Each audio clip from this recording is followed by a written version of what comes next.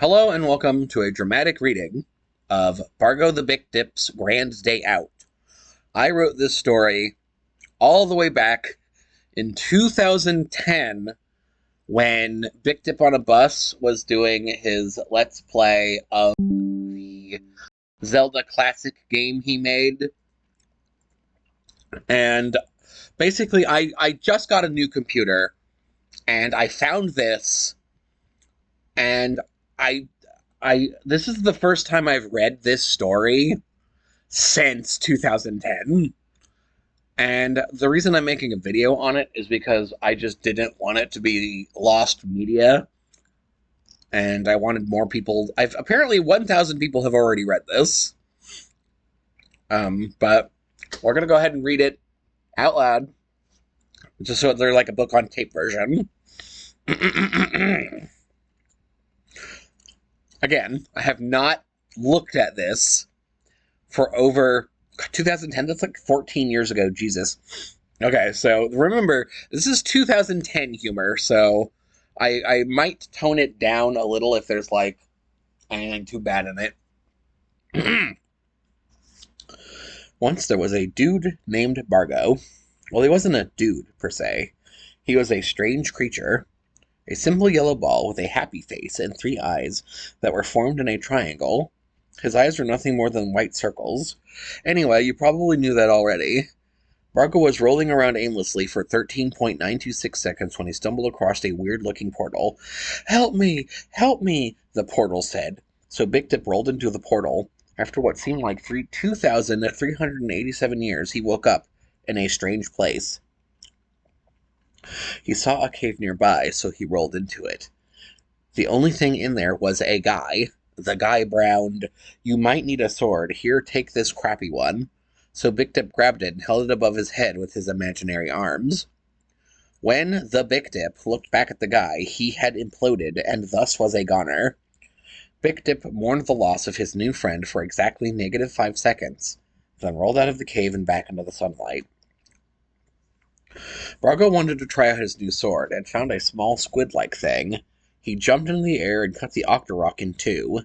The Octorok exploded into a puff of smoke, and Bargo choked on it. Note to self, don't inhale Octorok smoke. After wandering around for a while, Bargo found another cave, but it was blocked by an octagonal-shaped boulder, just the right size for bombing. So, Bikdip pulled out a bomb from wherever Bargo stores those damn things, and laid it next to the rock. When Bargo set down the bomb, the fuse immediately... The fuse lit immediately and exploded.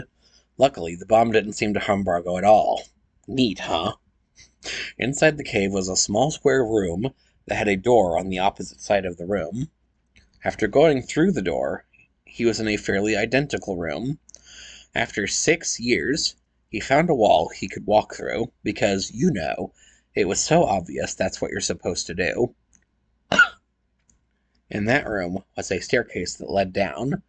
Bargo rolled down the stairs and went down a ladder that was at the bottom of the stairs, which makes a lot of sense. Anyway, there was a candle that had a blue flame, so Bargo took it. No matter how hard he tried, the candle did not go out. When Bargo blew on the candle, all the stupid thing did was shoot out fire like a flamethrower, but for some reason when he blew on it, it would not let him blow fire again until he went to another room. Again, logic. After some more exploring, he found himself face to face with 2 small feral dragons. Bargo beat the Dodongos easily by force-feeding them some bombs. Bargo walked into the next room and in it he saw a small golden triangle. On the triangle was inscribed 1 of 8. Collect them all to get tickets to the next Laker game. Bargo was a big fan of the Lakers, and decided to try to find the rest of the golden triangle things. Chapter 2. What's up, Doc? After even more wandering around, Bargo came across a long winding dock. At the end of the dock was a small island, so the dock was more of a bridge. Anyway, at the top part of the island was a staircase, and Bargo went down it. Another dungeon. After exploring this one, Bargo came across another room that had an item in it. It was a small wooden raft. On it was a note that said, "Made from lava-resistant wood." Bargo yellowed, "Oh, that's handy." After even more wandering, Bargo hit a red glowing skull, and his sword seemed to grow over 9,000 pounds. He was forced to fight off some bat without the aid of his gay wooden sword. How does a wooden sword kill anything anyway? It pokes them to death, I guess. Shrug. Bargo punt te bats and poked at a blue skull, somehow taking the weight off of his sword. Bargo then found himself face to face with a dragon's ass. Okay. Bargo poked at the Aquamentus's head for a while until it died. Bargo rizzled into the next Rizoom and collected the golden triangle, 2 of 8. Bargo was then discombobulated and recombobulated and then was outside of the dungeon.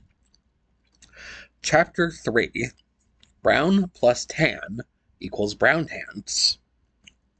Bargo had kept on rolling on until a 4-headed plant-like thing appeared for no reason. It was a manhandla. Bargo took it out with a well-placed bomb, wondering why such a strong thing was there. After it exploded, a large shield had appeared where the manhandla was. Bargo hated the crappy one he had now, so he ate his old shield and grabbed the new, bigger one. His old shield turned out just to be a cardboard circle that had "Free Shield Limit 1" printed on it.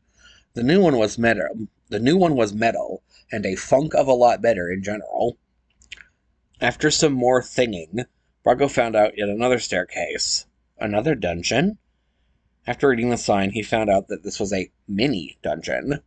After going through it, there was a guy that looked a lot like the other guy that had imploded all the way back in Chapter 1. He said, "Take this better sword for all your troubles." Then he imploded as well, and thus was no more. Bargo took up the sword and used it to chop up his old gay sword into tiny old gay pieces. After some more doing, Bargo found a very strange building. "Welcome to the secret club," said the person, one word. "There are 6 secrets hidden all across the land. The clubs aren't secret enough to require a password to keep out. Say, Sandman Husseini. One is closer than you think." Smiley face. Bargo noticed that most of the floor was brown except for one blue tile near the left wall. The wall in front of the tile was a phony. Bargo walked through the wall and found the first secret room. At the end of the room was a door. Bargo bravely entered. Bargo found a secret code. "Justin Bailey is real 2041. Bargo had no idea WTF he was supposed to do with that, so he just left tag gay code there. In short, Bargo found the 3rd dungeon. When he looked around, he found the dungeon was a foresty theme, because tan and withered trees really say forest. Bargo found this dungeon item, a magical bracelet. When he slid it on his wrist that wasn't there, he found that he could push heavier stuff. Bargo left the dungeon to find things and push, and wound up getting the bow and arrows, a mirror shield, and even got a big rupee bag. Neat! Anyway, the boss of Dungeon 3 was just a lame spider that died very easily. Blah blah blah, Triforce, blah blah blah, teleport, end of chapter. Chapter 4-ish. Chapter 4 was level 4 was so short and pointless, I'm not gonna talk about it. The only thing I'll mention is that the boss was a 3-headed Gliok. Chapter 5, insert title here. Let's recap all of the items Bargo has without using commas. Yee. White sword, blue candle, mirror shield, raft, tambourine, medium rupee bag, Justin Bailey is real 2041, bow and arrows, bombs, ladder. When Bargo went into the dungeon, a guy told him that any wrong turn in this dungeon would take him all the way back to the very start of the level. Dude, that's so evil. Yeah, it is. Anyway, Bargo found a magic wand. When he swung it, it shot out a wave of energy. Bargo also found a library, but Oops, I scrolled up. Oh, no, I somehow went to the next page.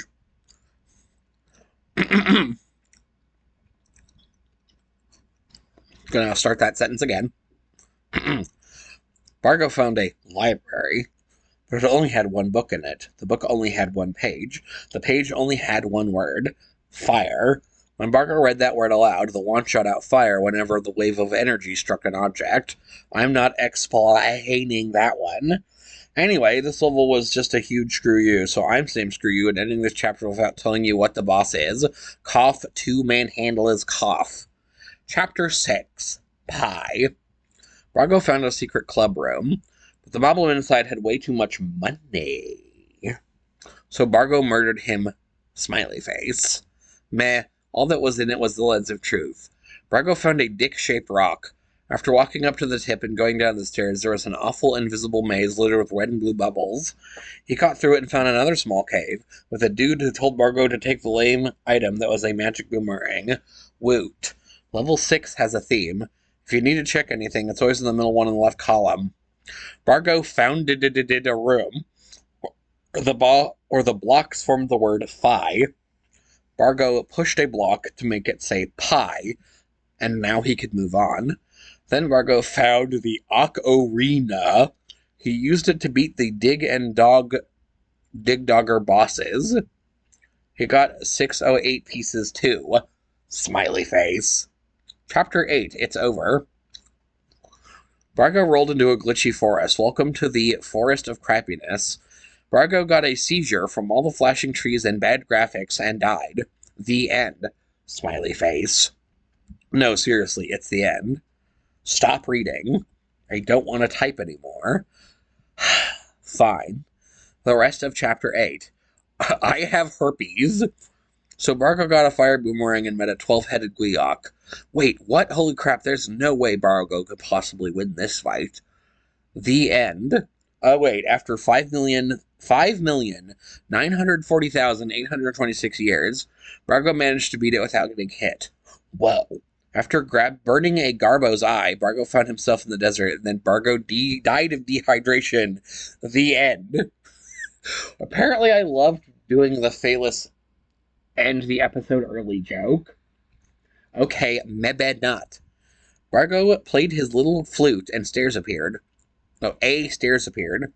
In the dungeon, there was herpes. Bargo did not get any, and was sad.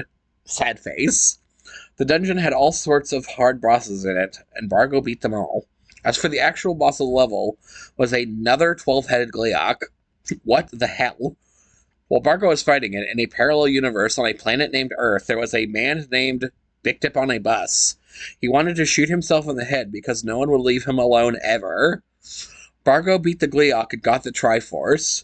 He was not teleported out of the dungeon this time. Odd. So Bargo tried out the boss rush and won.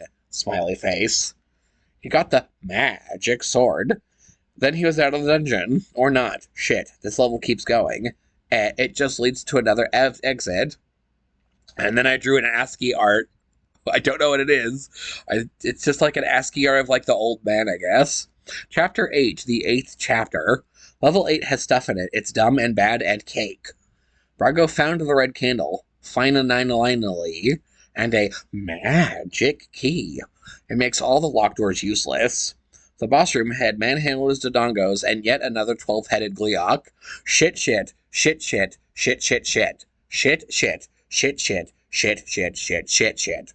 Bargo barely won. Surprised face. Bargo got all 8 pieces. Bargo could now turn into supersonic. Not really. Bargo eagerly waited to get his Laker tickets. Nothing happens. What the hell? Chapter 9, the final countdown. Bargo heard the cry for help again, and so followed it all the way down to level 9. 9? Oh shit. Bargo heard the voice ask him to beat Ganon, so he did. After Ganon was dead, the voice turned out to be Princess Zelda. Zelda was about to give Bargo his Laker tickets when... To be continued in Bargo's Adventure 2, Electric Boogaloo.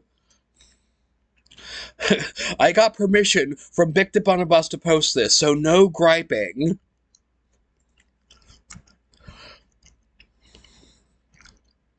Alright, we're just gonna move on to Chapter 2 now.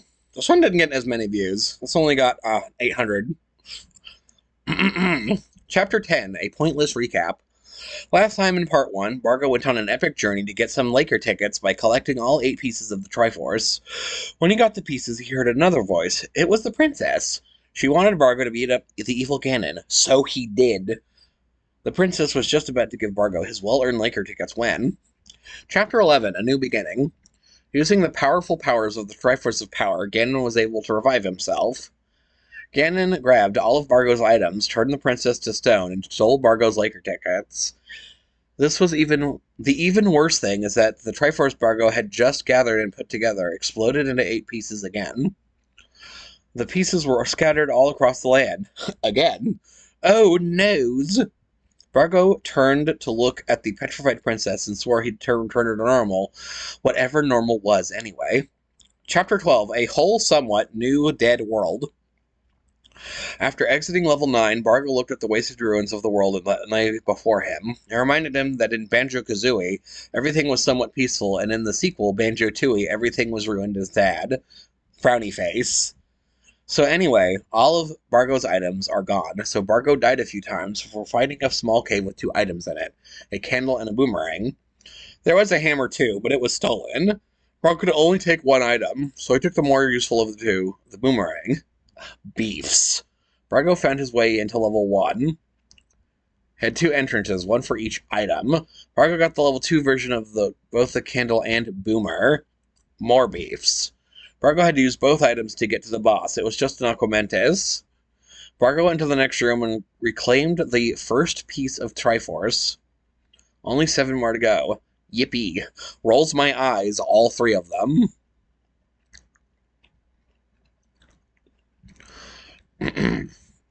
Unlucky Chapter 13.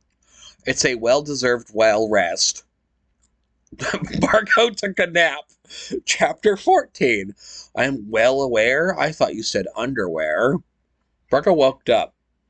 After stretching his blank, he found a little cave, and it was that guy, and he had the sword. Bargo was not allowed to touch it until he had at least 5 hearts. He only had 4. Shucks. Bargo left the cave without getting the level 2 sword and proceeded to the second dungeon. It was kind of hard to find, but he found it. Inside, there was a moblin. You're going to be down there for a long time, it said. Bargo was all like, oh my god, a talking bear. Then he ate the bear, for no particular reason. He didn't taste very good, not like pie or bagels at all. Bargo continued through the level, ended up in a darkened room, solving cool puzzles until he found another moblin. You're not going anywhere until I get some freaking cheese. Learning from his previous mistake, Bargo decided it would be better to just go and find the cheese. After some more he found the bow, the arrow, and even a block of cheese. Bargo gave the cheese to the moblin, and he just kind of disappeared. Shrug. Anyway, the boss was a Goma. Bargo did fairly well, in air quotes, against it, because he won. Okay? With the second Triforce in piece in hand, in air quotes, Bargo was whisked away out of the dungeon. Chapter 1551Q. Sorry, I had to reference that one. I don't know what that's a reference to. Anyway, Bargo went back to the cave and got a sword. Geez, did that take long enough? Bikdip on a bus? Ahem. So Bargo found 6 staircases, each labeled by a number. Bargo decided to go up them in numerical order. The one staircase had a lot of bomb puzzles, so it blew up. At the end of that place was a moblin that gave Bargo a super duper hyper ultra omega bomb. Bargo used that to open the number 2 stairs. The number 2 was the place of strength. It had block puzzles. And oh hey, the bracelet. Spelled weird. After flexing his air quote muscles, he went to number 3. It was the cut palace. Bargo cut the cheese and then cut out of the dungeon. The number 4 palace was very shocking. Literally. Literally. There was exposed cables all over the floor, and they would shock Bargo. But Bargo found the medal of somewhat invincibility. It made it so that Bargo would not get hurt by elementino forces of nature, such as electrical wires. Okay. Bargo chilled out at the cool palace number 5 palace of ice, and the number 6 was fire. After that, an eraser came by and took out all of the letter E's after that one. Bargo had one more place to go. It was the main dungeon. Bargo had to go through all of the elements again just to get to the boss. In the main time, in the meantime, a very nice pencil came back and replaced all the E's. Hooray! E! Smiley face. Until I remember what the boss is for this level, I quit writing. Okay, I remember now. It's a manhandla. Bargo handed him a heart to his belly, because Bargo ate it. With the third Triforce piece in his hands, he got the duck out of that level. Chapter 16, Cheese, Beefs, and Bagels, oh my. Bargon was getting kind of hungry. The bear he ate way back when he was just a pile of shit by now, so it's just not surprising. So Bargo ate some cheese, some beefs, and a few bagels until he was full. Then Blargo went to the mountains and climbed them. Why? Because they were there. On those mountains, Bargle found the flute thingy and played a horrible tune on it. A random a random tornado came by and swept Bargany away to the clouds. He looked around, and not so terribly long after, he found a digging and dogging digdogger. I made that joke back in part 1. Augerb played the flute to make it puke children digdoggers and then killed the babies. He beat the digdogger. Babargo whistled as he picked up the fourth Triforce piece, and yayed when his name stopped changing in the next chapter. Chapter 18, you heard me, 18. Level 5 is hard. It does not deserve its own chapter, so I'm skipping it and going on to level 6. Level 6 was very screwed up. Bargo had another seizure and died. The end. Dies. Hello, sorry, that's my actual name. Since I am now dead, I, Gork Bajork from the planet of Nork, will now type the rest. Smiley face. Let's see. Sweat. Anyway, Bargo, sorry, I just scratched ahead. Anyway, Bargo managed to find his way throughout the mess and find himself the lens of truth. Cat face. Bazit, I will kill all humans. Bazit. Then Bargo took a whack of fighting the boss of the level, a computer virus. Hee, it should have gotten antivirus software, XD. It's not like it's that expensive. But alas and alack, it had none. Frowny face. Bargo beat the virus and now had 6 whole pieces. Yay. Bazit. Must kill all babies. Bazit. Chapter 19, A Trippy Cup of Joe. Gork is dead, and me, will now finish what I started. After collecting the 6th piece, a man appeared in front of Bargo. Hello, Bargo. My name is my actual name. Bikdip asked to give me something. There's my actual name again. Handed Bargo a strange cup of coffee and disappeared. Bargo shrugged and drank the smoothing coffee. Just then, a voice of cool music entered his thoughts, and a strange calm fell over Bargo's mind. Dear Bargo, it is I, Bikdiponabus. How are you liking your adventure so far? You've been through quite a lot. Ganon has been busy as well. As you have made your journey, Ganon had a friend and his gather 2 pieces of Triforce. Don't fret, dear Bargo. When you finish drinking this cup of coffee, I'll send you to Ganon's hideout with all the power I can lend. Bargo, I know you can defeat Bikdark. I have faith in my creation. Bargo, you must press on through good times and the bad. Have fun and good luck. Bargo regained his senses. He looked at an inventory, and he now had max hearts in the red thing. Chapter the Last. Bargo entered Ganon's castle hideout bravely, and was met by Bikdark. They had an awesome battle, and Bargo won. Bikdark ran out crying, and Bargo followed, right into a quiz show, which he won. His prize, Grandpappy Bikdip. What are you doing here, Dagnap? I got some powers, other than an awesome battle ensued, and Bargo won again, using the ashes again here, revive Zelda. Oh, thanks. Can I have my Laker tickets? Sorry, your Laker tickets are in another quest. To be continued in Bikdip's Adventure 3, The Quest for the Crystal Bagel. Just kidding. Thanks for saving Hyrule, you get 1 wish. I want to go home with Grandpap. Zelda closed her eyes and sent Bargo and Grandpappy back home. When Bargo saw all his buddies, he wept bloody tears of joy and gave them all hugs at the end. Credits. Get Writer, me, Game Maker, Bikdiponabus, Helper, Green Lantern. Special thanks to Mom, Dad, God, Nintendo, Bikdiponabus, Gork Bajork, Green Lantern, Jish's girlfriend Jenny, which is no longer true. He now has a new girlfriend. Bargo, Ganon, Bikdip, the many enemies, all the other people in the game, YouTube, Firefox, my laptop, my right hand, my eyes, the poor bear goblin that Bargo ate, and of course, you. Thank you so much for playing my game. What's this? Oh, hello. Bikdip, what are you doing with that gun? Oh, Oh, there you see. I'm making a sequel. Now my fans will expect it. Finn. I think there's a third part, but I don't remember what it is. So I'm gonna look at it, and if it's oh,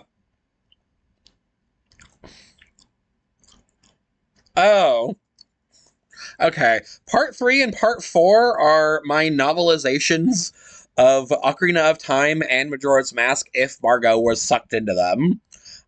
How long? Oh, it is so fucking long. Okay. Um, I'm gonna not read them here. Uh, I might make a separate video of me reading the Ocarina of Time and the Majora's Mask one.